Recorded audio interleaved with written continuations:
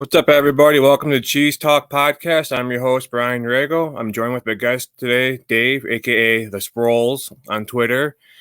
Today we're going to be talking about Packers and life. But before I get to my guest, I'm going to give a shout out to the Ope Network for giving me the chance and opportunity to podcast under their umbrella. There is a giveaway, an 8x10 signed Jair Alexander picture. Once they hit 420 or 523 followers, I believe they are 90 followers away, as Ohana_Packers. So, Dave, tell me about yourself.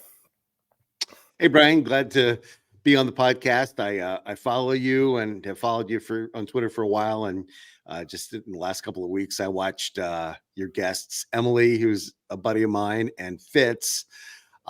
So I hope I can live up to their high standards, their lofty standards. So the reason I reached out to you is I think I have kind of a strange story. I live right now in Northeast Wisconsin. I live in Appleton. And but I am a recent transplant. I say recent. It's been about 22 years, so I guess it's not that recent. But I was a Packer fan. I've really been a Packer fan for the last 50 years, and I grew up and spent the first part of my adult life in on the East Coast in a community called Wilmington, Delaware. And Yep. By the way, for you, a quick quiz. And I've asked this to a lot of the people that I've connected with out here in Wisconsin. So Delaware is surrounded by 3 states, touched by 3 states. What are the 3 states that are contiguous to Delaware? Maryland? That's one. Rhode Island? Nope. One more guess. I don't know. I'm trying to picture. Yeah, I know. Well, here's the interesting thing. So the answer is Pennsylvania, New Jersey, and Maryland. Okay. Now you are with like everybody else because nobody else gets that one right. However, when I go back to Delaware, because we still have family there, I'll ask them, well, what are the 4 states that touch Wisconsin? And nobody gets that one right either. Yeah. So anyway, so I grew up in Delaware, and the community I was in was about an hour south of Philadelphia and an hour north of Baltimore. Okay. So, all of our media came from those 2 places, right? So you'd see back then, by the way, it was the Colts and the Eagles, and the Eagles sucked. And, nobody that I knew was fans of the Eagles. But how would a kid 1,000 miles away from Green Bay become a huge Packer fan? Well, when I was just about the age where, as a kid, you all of a sudden discover sports and you discover the professional sports. And right about that moment, my aunt gave me a copy of the book Instant Replay, written by Hall of Fame guard Jerry Kramer. And I got to tell you, Brian, I read that book probably 100 times, not just cover to cover, but it was a diary of the 1967 season, which was the 3rd NFL championship. At the time, it was, that was something that nobody had ever done before.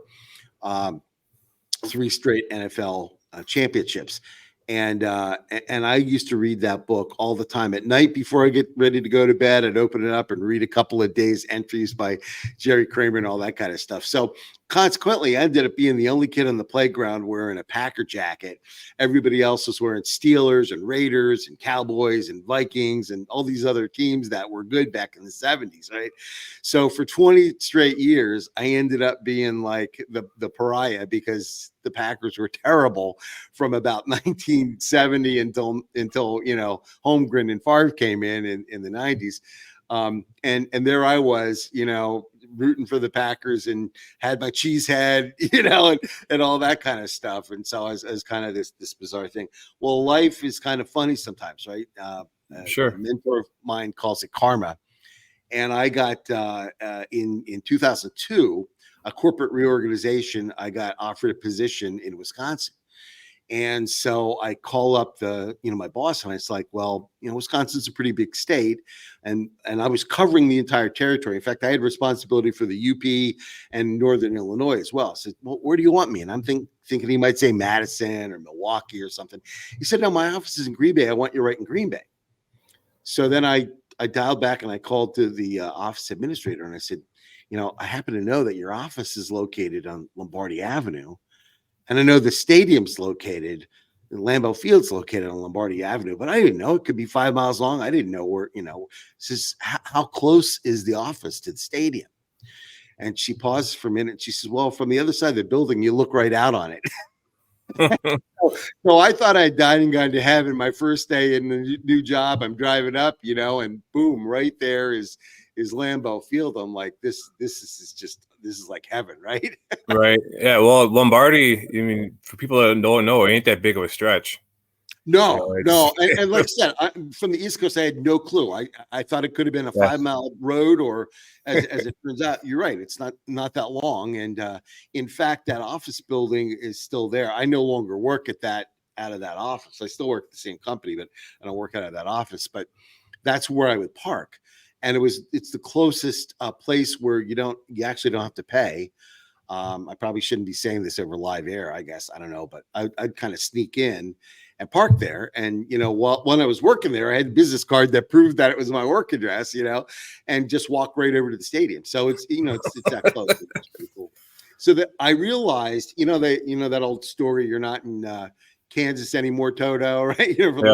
I realized that I wasn't on the East Coast, because one of the first, so I moved out in the very end of March in 2002.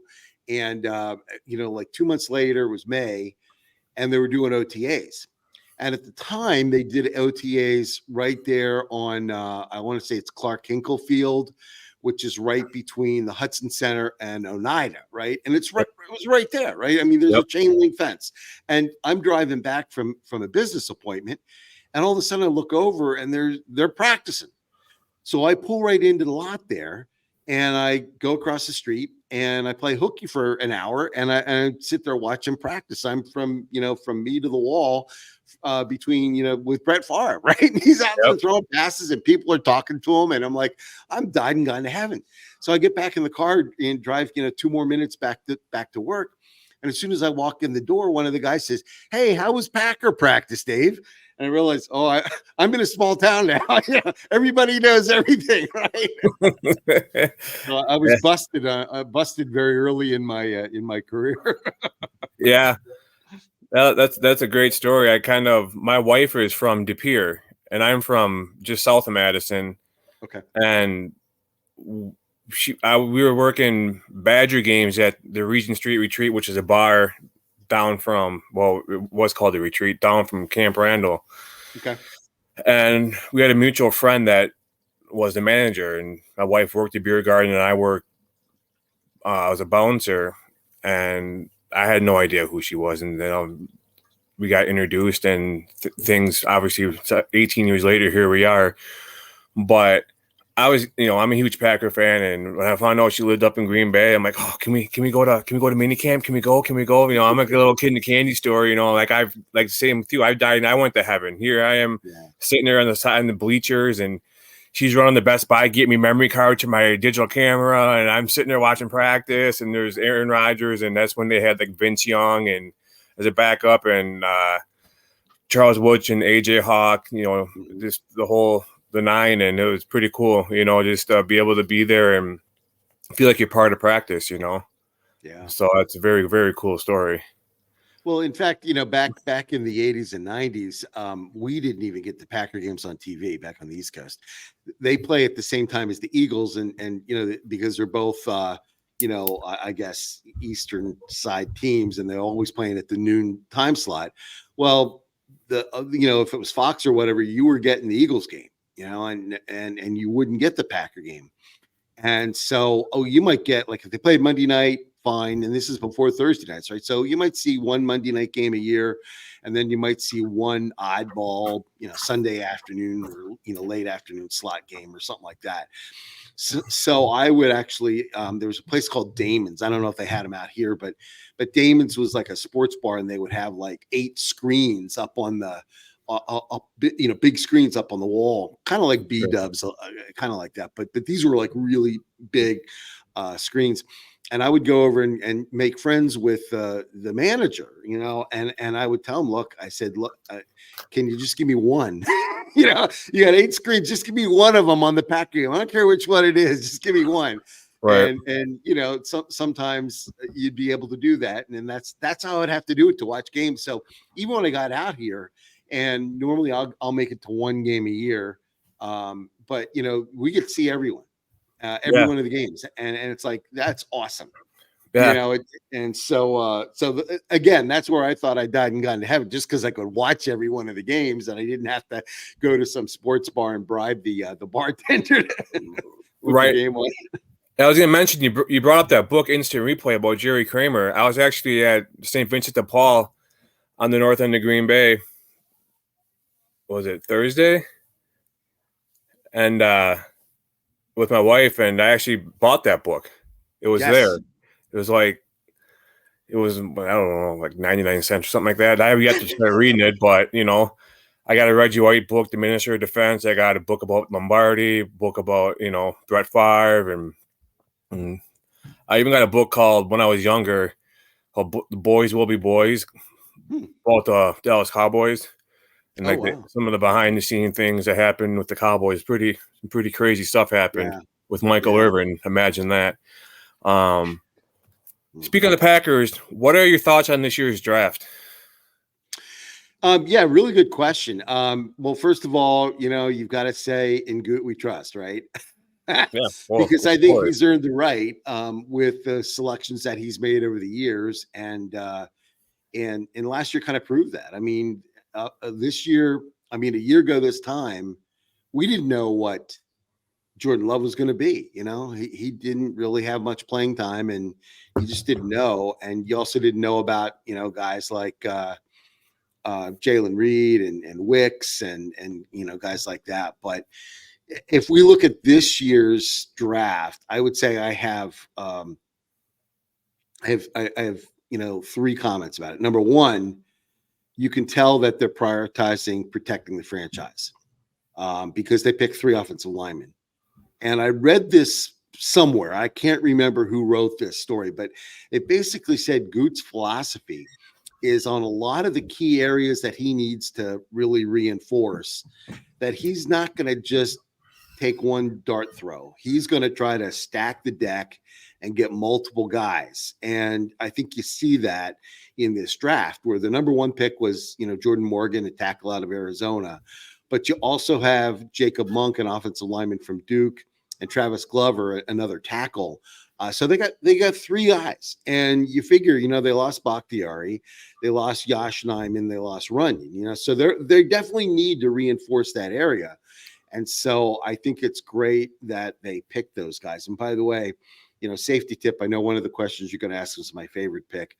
And I don't, like I said, I'm not sure who my favorite pick is right now, but what I think is a sleeper for a guy that 3 years from now we're going to look back on is that Jacob Monk from Duke. And simply, he had 58 starts. He was a 2-time captain. To me, it's like, that's a Zach Tom. That's a TJ Lang. That's a Josh Sitton. We know one of these mid-round guys that most people don't know. It's not a household name. But I think they've probably done the research. They know that this guy is a player, and he's just going to come in and do his job. So that's one. Number one. Number 2 is they obviously needed to reinforce the defensive backfield. So they got 4 defensive backs, including Javon Bullard, a safety out of Georgia, who I think is probably going to be a day 1 starter. Next to Xavier McKinney. But then they also got they got 2 other safeties. So again, that just goes back to the point about Goot saying, sometimes it's better to have quantity, and you put these guys into practice and you put them in mini camps, and College guys, there's not always a direct translation from college to the pros, and some of them figure it out faster, and some of them it maybe takes a little while to figure that out. So I think that's where getting multiple guys is a big help. And then finally, I think the last two guys they got in the 7th round, picks 245 and 255, could be home runs. You know, you got this quarterback from Tulane that I got to be honest, I never heard of before, but all he did was win games, and he had some huge plays. And it's, you know, I like what Goot said even before the draft is we got to get back to drafting quarterbacks because, and you know, that's what their thing has been, draft and develop guys. And you probably remember guys like Mark Brunell and Hasselback and Aaron Brooks and Aaron Brooks, guys like that. And they were, you know, they got these guys and they developed them for a while, and then, you know, they trade them. Or if, you know, even today with free agency, you know, the way they get the compensatory picks. I mean, a guy after 4 years, he goes and he signs a big deal and with another team as a quarterback, and then we get back like a 3rd or 4th rounder, as you know. So I love that strategy. I love that idea. And then the last guy they picked, Kalen King, was a guy they thought in his junior year might have been one of the top cornerbacks in the country. And he had a terrible senior year and not a really good combine. So you don't know, but he walks in with a chip on his shoulder, and obviously he's you know, upset at, you know, at where he was picked and all that. And we've seen how that works for guys in the past, you know, and so I think that could be that's one of those sneaky picks to watch in training camp. It could be an interesting story. Yeah, I like Javon Bullard, along with bringing in Xavier McKinney at safety. I think Javon Bullard's going to just add to that swag. He's going to make the defense play better, you know. You pair him with Jair Alexander, too. They're just going to go crazy this year, I think. The defense is going to make leaps and bounds changes compared to what we were last year, and that's going to be good to see. What do you think were the strengths and weaknesses last year for our team, for the Packers? Well, you know, to answer the question on defense, I think you have to go back, and this is not to be an apologist to Joe Barry, but I you know, it's sometimes only in hindsight do you kind of understand what's going on. I believe when they hired him, I believe LaFleur said, this is my thinking, right? But I think he looked at that and he said, you know, our defense doesn't have to be a shutdown group. You know, if we can force a team to go 80 yards in little bites and it takes them 8, 10, 12 plays, sooner or later there's going to be a penalty, maybe a turnover, or maybe we stop them on downs, right? You know, maybe something happens. And so, you know, that's the scheme he had. And for me, it was so frustrating because it was like a slow death, you know, like, you know, they were just like getting 5, 8, 10 yards at a crack and just, you know, just going all the way down the field. And it was frustrating. And I think with the new guy, I think it's been a complete change. And that being said, we don't know what the results of the new system are going to be, but I think you're going to see potentially more big plays against us. But I think you're also going to see more aggressiveness and more opportunities to make plays, turnover, sacks, and create problems for the offense. So that'll be interesting. On offense, I think what you saw, it was pretty clear. And if you go again, hindsight's 2020, right? But you go back and look, and you had a brand new quarterback who had, you know, only a handful of meaningful snaps before that.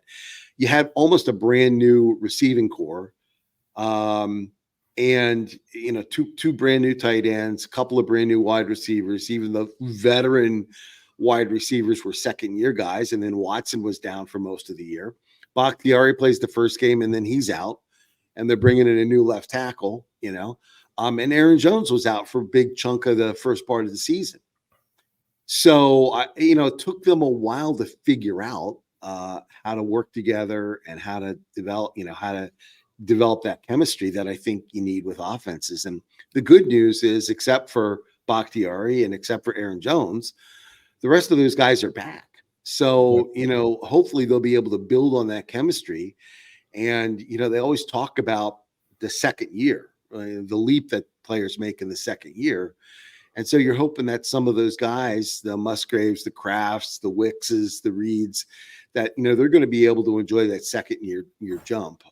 So I think that's where, we can be cautiously optimistic about, the trajectory that we're on as a team. Sure. Our weaknesses last year for me, I think our run game or our defensive run game, like we couldn't stop a nosebleed last year up the middle. Right. And I think another weakness was our strength and conditioning program. I mean, you have guys that had the same injuries they're hamstring. I think getting rid of what we had and getting people from the 49ers organization in is going to be huge for us. And then they sent Christian Watson and Jair down to UW-Madison to get checked out by people down there. So, they mean business when they go to UW-Madison. They're one of the best in the world for everything, Mm-hmm. So I was actually just there yesterday. So, but by the way, another funny story about UW-Madison. I'm the black sheep of the family. I'm the only one of the last 4 generations not to go to UW-Madison. So my grandfather was born in Algoma, and he was the first of, I don't know, it's like 14 or 15 kids. He was the only one of 14 or 15 kids to go to college. He graduated from UW-Madison. He then moved to Delaware, and that's where he lived all of his life. My dad was born in Delaware, but during the Second World War, Dad enrolled in the Navy, and they did an assessment thing, and they said, well, we need engineers, and you've got the capability to be an engineer. Our school is Madison. So his service for World War II, they sent him to Madison to get his engineering degree.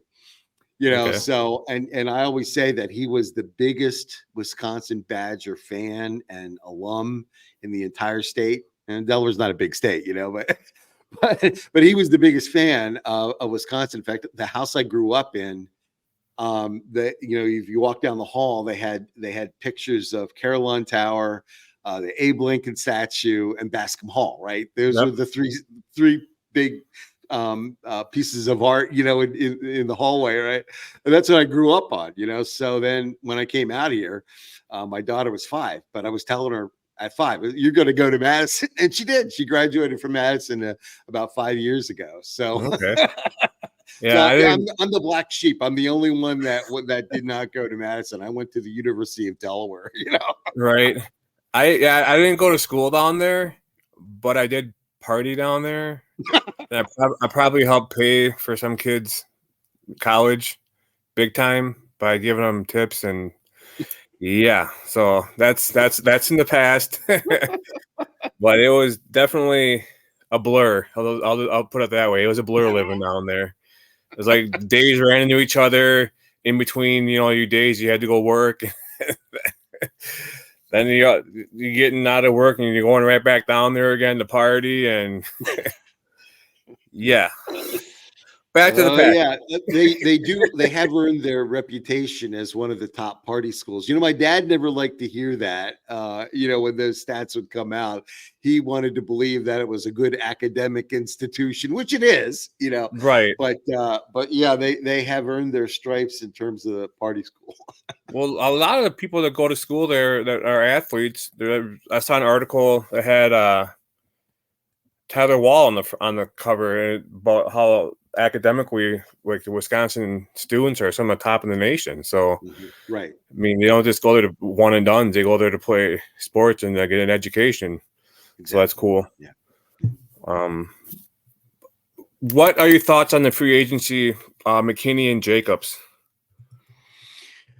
The whole running back thing was a shock, wasn't it? I mean, if you'd said we were going to go after Josh Jacobs in free agency, I'd been like, what are you talking about? But, again, in Goot we trust. I mean, I think what they did there was they got a guy that is a little bit different kind of runner from Jones, and definitely has the capability of being a real bell cow.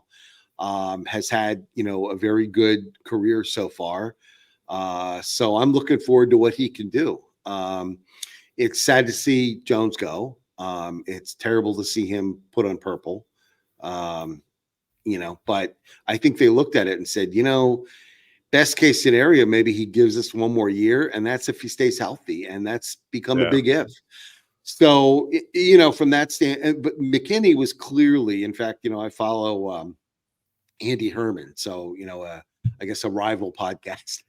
But I follow Andy Herman and listen to him all the time, and in the before free agency even started, he did a thing of like, what would be our ideal, and McKinney was the guy he had.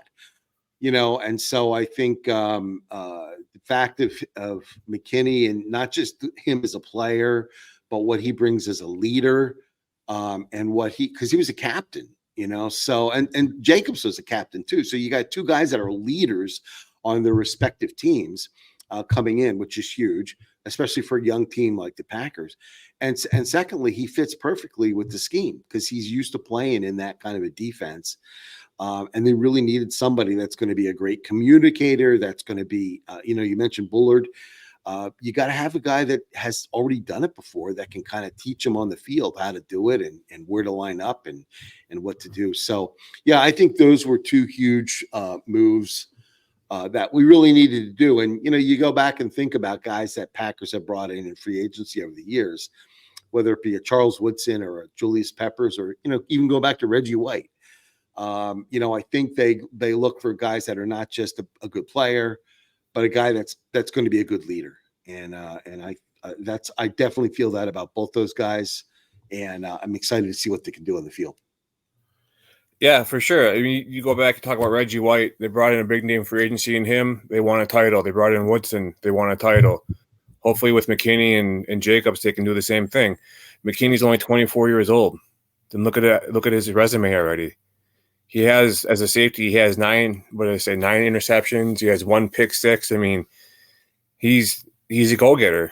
He's young, he's versatile, he's athletic. And then we get Javon Bullard, and those two attitudes that mesh together are going to just create a strong defense, I think, for our team. And I'm super excited to watch the defense play this year, big time. Yeah. And, again, that goes back to what Goody's done sometimes in the past is you get a free agent, like when they got Rashawn Gary. That year was the year that they also got Za'Darius Smith, right, and Preston Smith. Yep. So I think getting that veteran guy and getting the rookie and putting them together so that the rookie can learn from the veteran, I think that's really a great strategy. And so that's exactly what they did at safety. We've needed, our defense has kind of been the donut defense, right? We have the big hole in the middle. So what do? They have Quay Walker and, now they have, Edgerrin Cooper at linebacker, so they got 2 guys in there, high draft picks to hopefully help fill that hole in the middle. Like you said, hopefully stuff the run. And then at safety, they've got McKinney and Bullard. So, that's clearly where I think they're looking at trying to fix what they needed to fix. Right. And I think going to the 4-3 defense, I think that's going to be huge too. I think on the outside, there should be some plays installed on defense where you have Rashawn Gary going back to how he was in college on all 4, just to get leverage and have Cooper right next to him. It is. Well, actually, that's another hidden thing in the draft. And again, I give credit to Andy and his podcast and the guests he has. But especially if you look at some of the guys they picked a little bit later on in the draft, whether it be that linebacker from Missouri, Hopper, Evan Williams, Oladapo, the safety from Oregon State. These are all guys who, and also Cooper, right? So all those guys really have a lot of experience and a lot of success blitzing. So, and again, I can't get in the head of the, Hafley's head and whatever, but I don't think that's an accident. I think they look at that and said, yeah, the key to success today is the same as it was, 40 years ago. There was a guy named Al Davis who was the managing general partner of the Raiders. And his famous saying was, in the first quarter, the quarterbacks must go down and he must go down hard. I try to say that in Al's accent, but I'd probably fail. But anyway, I think that's, you look at it today and you look at the quarterbacks in the NFC North. You know, we don't know what we have in Minnesota. In Chicago, they got a rookie. In Detroit, they have Goff, but Goff is no Lamar Jackson. He's no Mahomes. I mean, I think the secret is you got to get after these guys. You got to make them aware that you're there. You got to hit them. Yeah. And the league has taken steps to protect the quarterback and to keep you from hitting them late and all this kind of stuff. But you still, I mean, at the end of the day, to play good defense, you got to make that quarterback uncomfortable. You got to make a move. You got to make them, worried. And so I think a lot of those guys that they picked, regardless of where you line them up at linebacker, you line them up at safety. But I look at that. That's kind of one of the things that I'm hoping to see. I'm hoping that's what, Hafley has in mind on the defense to try to get more pressure on the quarterback. Yeah, get pressure on the quarterback. The quicker you get to him, the less we have our defensive backfield chasing around receivers. You can't chase them around for 5, 6, 7, 8 seconds. Someone's gonna win, and it won't be the defense. Yep. So I think the quicker you get to them, the quicker turnovers happen. I also do like the draft of Marshawn Lloyd out of UIC. I think he's going to be our second running back, number 2. And I think they drafted him because he kind of mimics Josh Jacobs' style. And I don't know if they're going to have Josh Jacobs around for those 4 years. So get him action along with Jacobs, and then if Jacobs gets too expensive, well, you have the next in line, So that's kind of how I'm thinking on that. One other interesting tidbit on Lloyd is that he's not a small guy. I think he's about 220, but he's short, and short backs are harder for the defense to find. They hide behind the offensive lineman, and but the other thing that Lloyd has that Jones didn't have was the speed. Lloyd is a 4.4 guy. I mean, he's what does it say? If you're even, you're leaving. I mean, he's the guy that you're not going to be able to track down. There were a couple of times in big games over the last couple of years where Aaron Jones had a huge run, but he got caught from behind. And that in that Niner game last year, he had a huge run, but he got caught from behind. Yeah. And Lloyd won't get caught from behind. So I look at that and I think that's another missing element of our offense is the ability to be able to score. From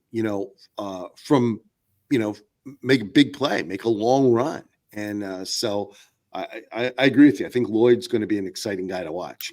I saw a video too. I was looking up stats on Jacobs, and he had no receiving touchdowns as a running back.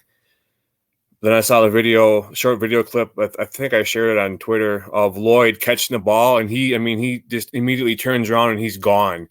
So I think you get him familiar with the offense, get him some reps, get him in on those passing downs. You're going to pass to the running back, and kind of go back and forth with him and Jacobs. So I'm excited to see how they utilize the both of them.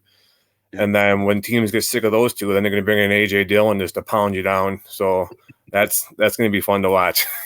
Yep, I agree with you. Yep. Favre or Rodgers? Oh, that's a tough one.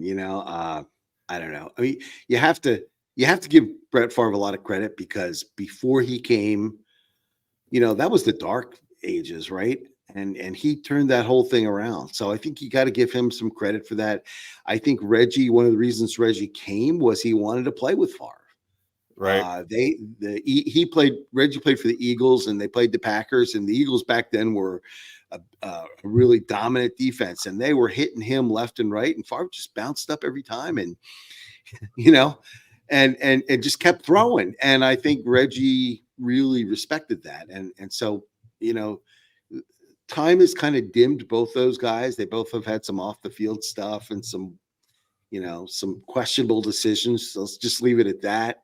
But I also read a column recently that Rodgers kind of redefined the way the quarterback position is played. Yeah. And, and so I think we've been blessed by having two absolute lock, Hall of Fame guys. I can't pick. I mean, Yeah. but we owe them both a lot. We have two Lombardis sitting there at the, at 1265 in the Hall of Fame, and one for each of them. And a lot of Yeah. people say, well, they only got one. You know what? That's one more than Minnesota has. That's one more than Detroit has. For the entire history of the Super Bowl, right? So, I don't. I mean, yes, it would have been nice to win more, but at the same time, you got to be thankful for what you have, and I'm thankful for both those guys and the contributions that they made. One other thing that was interesting, which is I think both of them had a very conscious understanding of what it means to be a quarterback in Green Bay. And I think back to the night when Favre was retired or some kind of thing, and they had Aaron was playing, and Favre was there, and Bart Starr. That was Bart's last, I think, appearance in Green Bay, and his health was failing. But just the fact that the three of them understood that they were the lineage, of quarterback excellence in Green Bay, and I thought that's another thing that we want to be thankful for, that we have that kind of a community, that we have that kind of a team, that we have that kind of an organization. Not every place can say that, Right. So, Yeah, that's a very good answer. I mean, you look at Favre, the gunslinger. He also at one point was the leader in touchdowns, but he's also the leader in interceptions. And then you go to Aaron Rodgers, who is kind of the opposite as far as the interceptions. He didn't want to throw them. right. So he has one of the best TD to interception ratios, which is good. Exactly. I love them both. Just kind of wish things didn't end the way they did, but all good things got to come to an end. And I've said in the past that I think the last few years, Rodgers is trying to, make his voice be known a little bit more. And I think that people are walking on eggshells around him, wanting to do the right thing to make him happy, or else it's going to be hell for him. I'm not going to throw you the ball, or. So thankful for both of them. Thankful for the lineage we had at quarterback and the history we have developing quarterbacks. A lot of teams would kill to have that, Exactly. So that's something we can always say. I think I know the answer to the question. What favorite coach in team history? Lombardi? When you sent me that, I didn't know what to say. I mean, part of me wants to say Lombardi for a variety of reasons. But I just want to give you two. Actually, I'll give you three examples where I think coaching has really stepped up in Green Bay. One was Holmgren, obviously turning around, the franchise after 22 decades of ineptitude. And what I thought was really interesting was at the end when, it wasn't really the end, but when he finally raised the Lombardi after, so many tries at trying to get there, he had a great comment about Lombardi's finally coming home where it belongs. And he said something like, means more to us because it's named after our coach. And, it belongs, we won the first two, and it belongs in Green Bay. So I thought that was kind of neat. The second thing is a guy that doesn't get, recognized a lot, had a fairly short tenure, was Mike Sherman. But Mike Sherman was the coach and actually the GM at the time when they remodeled Lambeau Field. And he did a really interesting thing because they changed the what we call it, runway or tunnel from where the players run onto the field from the north to the south end of the field. So, but what he did is he took out a square of concrete from the original tunnel, and that's still there now in the new tunnel where you and I can both walk across it. And he did that to say to his players that you're always going to walk over a part of, the ground or this concrete or whatever that the iconic teams of the 60s did. So I thought that was kind of neat. And then finally, the story about McCarthy, in 2010, when the players came into their meeting room, they had all the pictures of all the championship teams lined up, and right in front was a blank.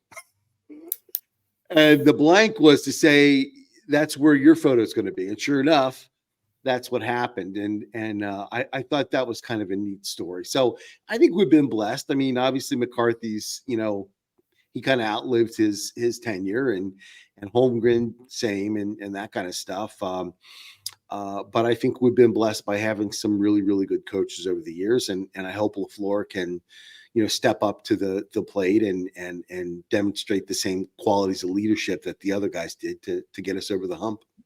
Yeah, I like all the ones you brought up. I mean, they've all been a part of our history in Green Bay. So it's one of my favorite, though, out of those that you mentioned is LaFleur.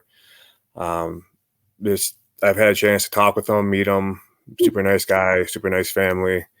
I'm glad he's able to actually run the offense that he wants to run. I think, right. Go back to my last question, and I think Rodgers was making some changes in the huddle that favored him more than anything. So I'll leave it at that. You've been to games at Lambeau, correct? I assume. What was your most memorable game that you've been to in person? Well, we're going to answer that two ways. The first was the very first game, for obvious reasons. I've been a fan for 30 years before I set foot in Lambeau. And that was the year of the reconstruction. The whole stadium was torn up. It was really kind of a mess. But I vividly remember walking in there, and I wanted to literally go down on my knees and kiss the concrete, because I've heard so much about it and read so many stories, and it's just whatever. So it was a big moment for me. But kind of the backstory, I mentioned that, a park across, kind of across the street. One of the guys that I kind of worked with was driving to the game, and he said, "Why don't you hop in?" And I liked the guy, and he was kind of a client, if you will, and I didn't want to offend him, so I said, "Sure." It would have been better for me to walk, because trying to drive, he was driving over to one of the houses near the stadium where he'd pay $25 or whatever and park on the grass, but it would have been faster for me to walk. So the long story, the end of the story was that I got in like a minute before kickoff, and it's a December game. It's against the Bears, and I get up to my seat, and there's no seat. There's no seat. You're right. Let's say I'm seat 12, right? And I'm going. There's no space. I mean, people are just jammed in, whatever. So I'm walking down. Okay, who's got 11? Who's got 11? Who's got 11? Finally, I found the guy that had 11, and the guy that had 13 was sitting, like right next to each other. So they parted about 3 inches between them, right? And so I sat down, and the whole first half, my shoulders were like this because I couldn't even get my shoulders in, right? So I'm like and so that was my first experience, right? And then there was a lady in front of me in a big Packer parka. It's cold; it's probably 10 degrees out. And she's got this big Packer parka on, and she's standing up at all the wrong times. Like right after, we'd have a mistake, like a fumble or something like that. She's standing up. And when we score, she's not standing up. And I'm like, what's going on with this? So finally, after, 4 or 5 of these things, I tap her on the shoulder, and I said, what's going on? And she turns around. When she turns around, she had this big, hood up all over. She had this little, I don't know, head warmer or whatever with the Chicago. She was a Chicago Bears fan. I said, what are you doing? She says, I'm wearing this parka so you don't get yelled at. That was like one of those weird things. So then the other example was the game against, it was playoff game against the Giants in 2016, I think it was. And that was one of the single best plays I've ever seen, was Clay Matthews. And Clay Matthews, we were leading. It was kind of early in the fourth quarter. We were leading by a couple of scores, but the Giants were driving. They were up around midfield. And Matthews comes around and sacks Eli, but it's not just that. He sacks him and he knocks the ball out. He's kind of behind Eli, and he knocks the ball out of Eli's hands, and he knocks it out with such force that it flies forward about 20 yards. and his ball's skidding around on the ground. And of the 22 players, 21 of them had no clue what was going on. The ball's just laying there. But Clay keeps going, and he keeps running after the ball. And one of the Giants, like receivers or whatever, leans over and just like leaning over to pick up the ball, right?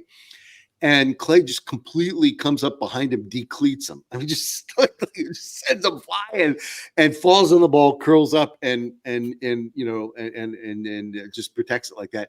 And the refs are like looking at each other. They don't know what the heck's going on, you know. And finally, they signal it's Packer ball. But I thought that was one of the most incredible plays ever because, you know, it's not just a sack, it's not just a strip, it's not just a recovery, but 21 of the Packer guys, I think Peppers was on the field and he didn't know what was going on, you know, but Clay's the only one that knew what was going on, and he jumps on the ball, and it ended up sealing the game for us. And that was it, you know, that, by the way, that was the game that OBJ put his fist through the wall. Yeah. Yeah. Wasn't that the game that Cobb had that touchdown in the back of the end zone, like perfectly? It was a Hail Mary right before the end of the half. I mean, they had one play, and it was the thing of beauty, you know. And like you said, yeah, I mean that was the other big play from that game that I remember, is that that was the only time I've really ever seen a successful Hail Mary live, you know. Yeah. So yeah, I think that ball in Detroit's still up in the air. That Rodgers threw. I think Richard Rodgers is still huffing and puffing to get down there. When you hear Green Bay, what comes to mind? The frozen tundra. Yeah. Yeah. I mean, that's what I think about. I mean, I think we're lucky in that, we just have a real storied history. And you know, it's the other thing that I think is amazing about it is that, you know, can I answer what's going on quick? Yeah. Sorry.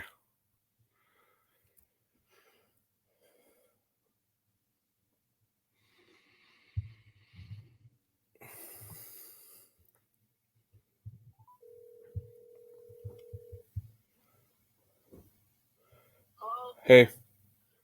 The dogs are playing in the water, so they're wet. Okay. I don't know, they offered to blow dry them, but I just figured just get them home. But yeah. You know, have them out in the backyard running around to dry off. Okay. Because I'm definitely going to have to light down the car. All right. Okay. All right. All right. Love you. Yeah. Bye. Okay, I'm back. Sorry.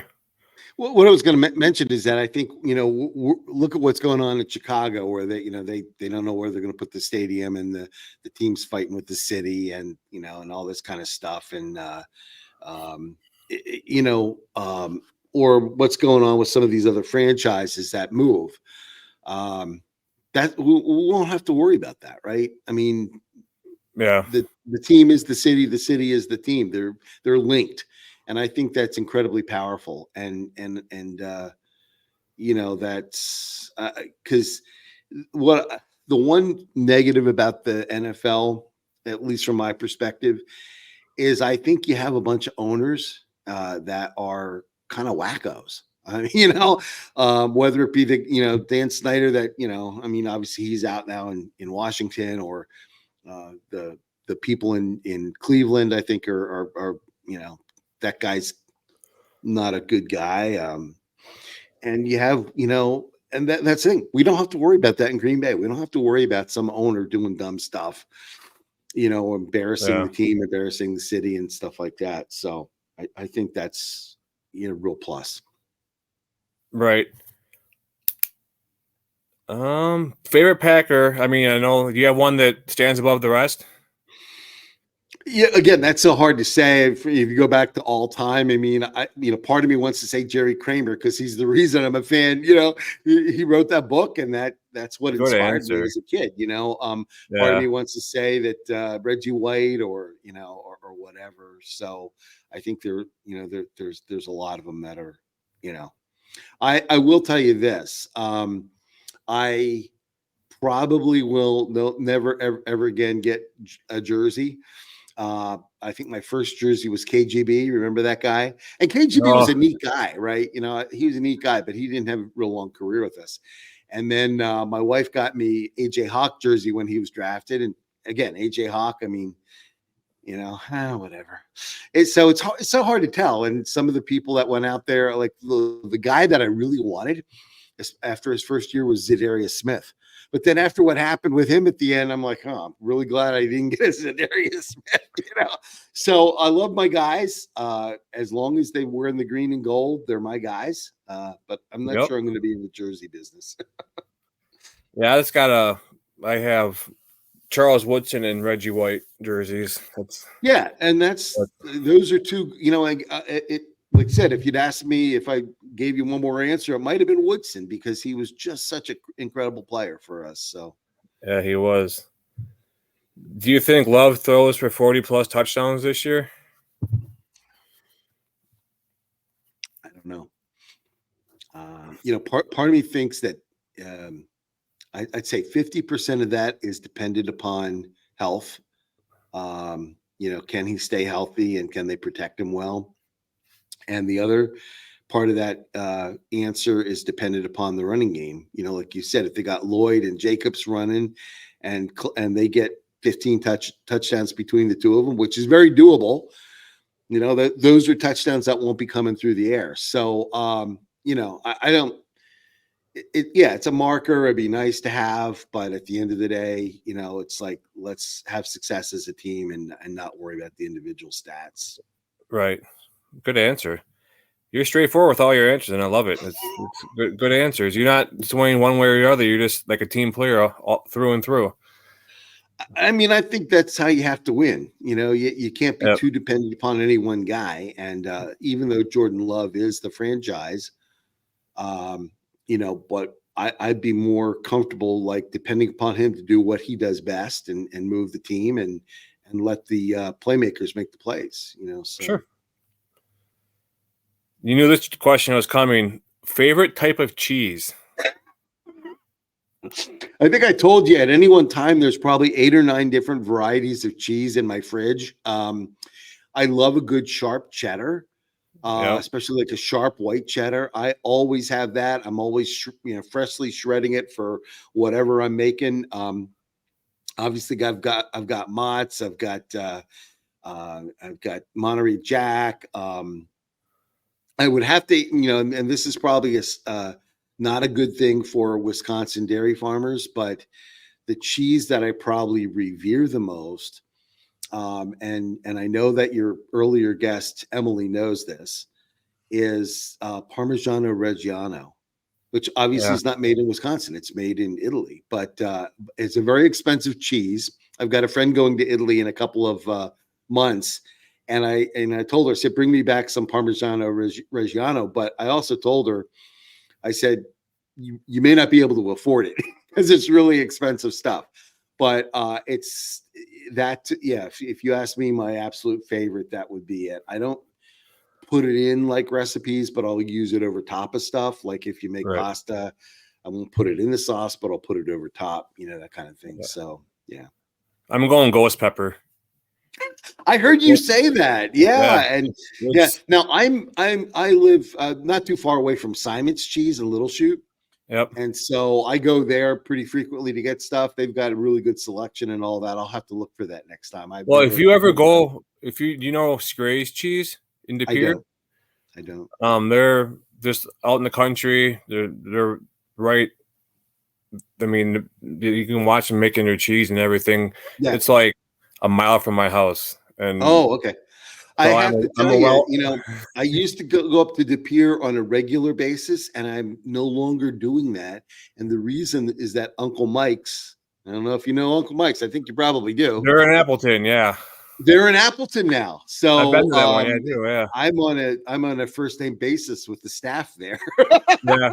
No, so like if you're in De Pere and you're if you're taking the back roads back, like on Highway 57 south.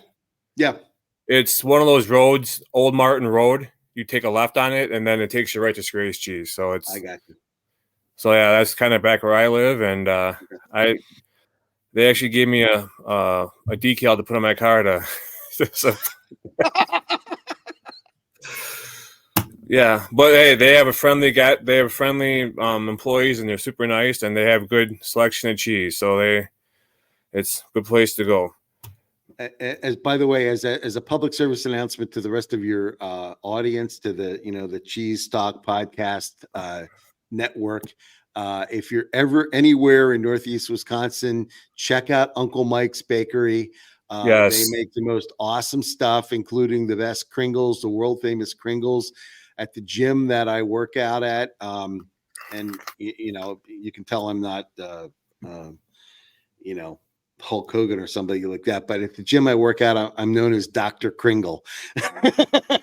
So like you said, like I'm on a first day basis with the staff there, but they make great products, and there's probably they're fresh made cookies, they have donuts, they have Kringles, they have cake, they have pie, they have fresh baked bread, they have everything. And these actually, even if you're just hungry and you can't afford a Kringle, just walk in there and start eating off their sample tray. That's right. Yeah. The other day they had their NYT cookies, which stand for not your New York. Typical. They're not your typical. It stands for not your typical. Yeah. But it's like a chocolate chunk cookie, and they had those in sample. And I said to the lady, they had like a whole tray of them. I said, "You're trying to get me in trouble, aren't you? I'm just coming from the gym, and you got all this free cookies out there, So yeah." Yeah, no, right. There's one in Green Bay on the east side, over off of Mason. There's one in De Pere by De Pere High School. Yep. There's one in Howard on Lineville, something like that. And then there's the Emporium down on Wisconsin. So yeah, they're definitely my go-to for bakery. You get your go-to, your niches and stuff like that, and that's Scray's Cheese and Uncle Mike's. I always support local, so that's why I do it. There you go. If you were to go to a tailgate at Lambeau, what are you bringing with you? Well, you know what? Your earlier guest Emily may have stolen my thunder. I don't remember how she answered that, but she has a phenomenal meatball recipe. And I'd make those meatballs, because you can do anything with them. You can put them on a sandwich. You can eat them just, in the sauce. And I just saw this recipe that I haven't tried yet, but it's basically where you take kind of like the dinner roll and you hollow it out, and you kind of make garlic bread with it. So you put some garlic butter and kind of bake that just long enough until it kind of gets a little crispy. You stick a meatball down in there with the sauce and cover it with cheese, and then bake it again till the cheese melts. That's what I'd bring.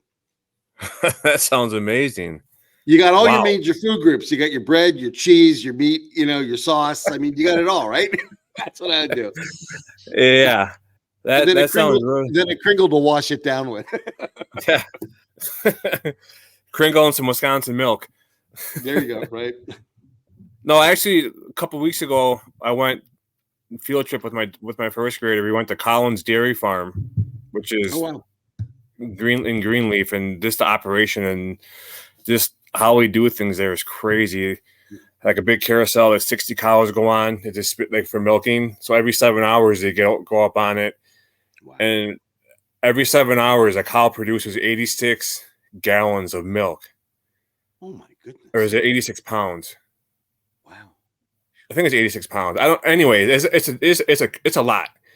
And so they got to go every 7 hours, and they had 1,400 cattle there. And it's just, they had like a 32,000 gallon or 36,000 gallon, like temperature controlled silo to put all the milk in for the milk truck to back up to empty it out. This is a huge operation. They had all female cows there because they're just doing the milking for cheese in Wisconsin. So pretty cool to go there. If you guys ever get a chance to go to a dairy farm and you want to know how stuff is done, it's very, very, I've been alive 42 years and I love my dairy products, and just the more you find out and the more you know, it's just crazy that you need to support farmers because they make the world go around big time. I was going to say, God bless our farmers, because, they're out there in all kinds of weather, whether it's 10 below or 90 degrees, like it's going to be tomorrow or whatever. And they're out there, doing what they need to do so that we can go into a festival and buy the cheese. Yeah. Or Scray's. Yeah, thank you. Right. Or Simon's. Are you are you a part owner of the Packers? I am. Yes. The first time that I became aware that they were issuing stock was right after Super Bowl 31. And my daughter was born about like 3 weeks after Super Bowl, and so she was an infant, and they were issuing stock, and I'm like, I could set aside money for her college fund, or I could buy stock, and I'm kind of getting the evil eye from my wife, so I didn't, and I regretted it ever since then. And when I moved to Appleton in 2002, they had the house that I bought. When I did the walkthrough, they had the certificate right up there on the wall. I said, I'm buying this house if you include that certificate. Well, they wouldn't, but I still ended up buying the house. But it was shortly thereafter that they had another offering. So it was then that I guess I've been an owner for about 20 years. Yeah. So my name is on the season ticket list, but right, I'm thinking about shifting it to my daughter, because I'm still like 60 some thousand on the list, and I think a couple hundred come off every year. So I'm probably never going to get season tickets, but my name's on the list. Yeah. All righty. Final question. I know you got something big to talk about on your end, correct? Oh yeah. I was going to say, who do you think? I almost forgot about that. Is Green Bay's biggest rival? I may answer this differently from some. It seems like every offseason the Bears fans are chirping like crazy, and it's really annoying.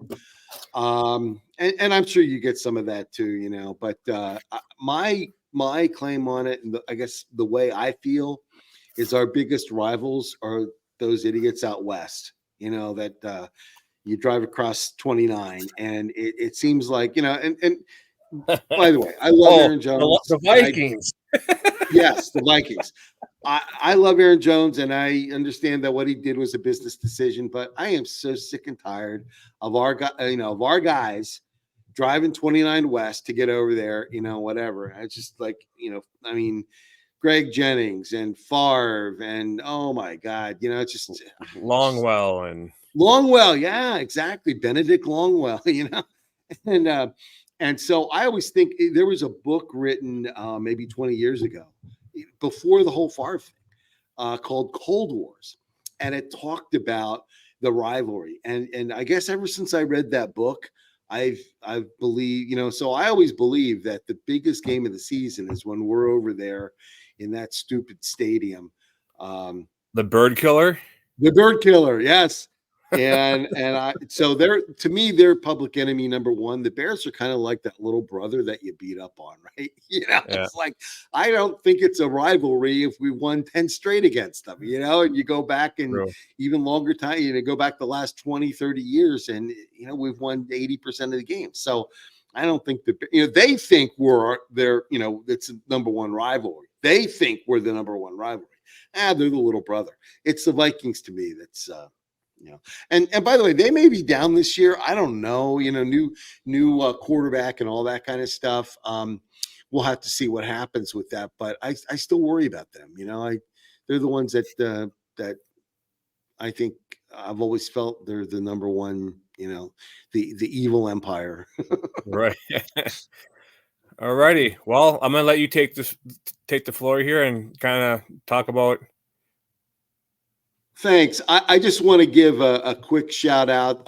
My partner and I, who is, we're both on Twitter, are introducing our own podcast, and it is not a competitor to yours. So it's not talking about the Packers and life. It's only a music podcast, but the title of the podcast is It's the Groove.